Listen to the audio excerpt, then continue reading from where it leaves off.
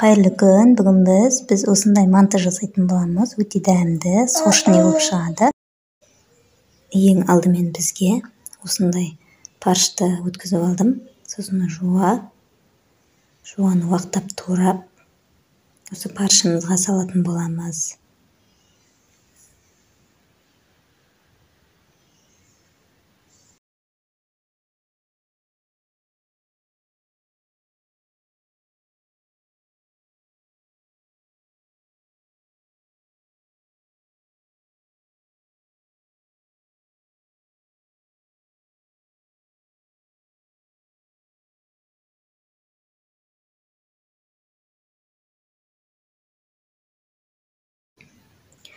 Енді біз аскабак косатын болобуз. Ушундай аскабак косамын, өтө дәмдүү болуп чыгат. Буруч, туз, кичине суу косамыз. Кургак болмоо үчүн, сосын жумуртка. Осулардын баардыгын салып, аралаштыратын болобуз. Осуларды салып аралаштыргандан кийин мен унумду, тестимди илеп аламын. Тестима кичине туз, жумуртка менен тузумду салгандан кийин мен катты да эмес, жумшак да эмес кылып илеп аламын.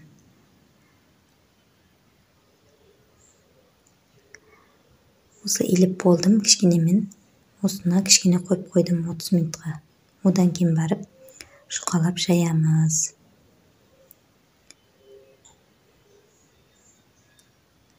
Ушундай кылып жайып алдым. Жукалап менде ушундай болду. Енді оны мен 4 баштап кесемин. Осылай ичине парчаны салдым. Осылай бириктиремиз.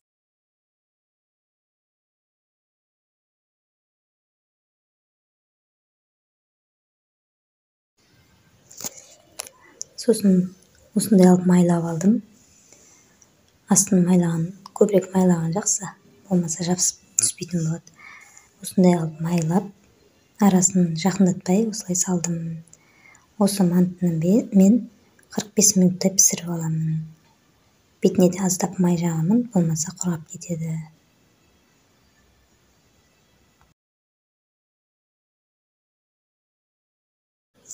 Менин мантым дайым болду. Ушундай адемі, жумшак, өтө дәмдүү болуп чыкты. Сиздер де жасап көрүңүздөр. Подливкасын өзүңүздүн каалооңуз боюнча жасоого болот. Мен осулай жасадым. Каналыма тиркелип кетиңиздер.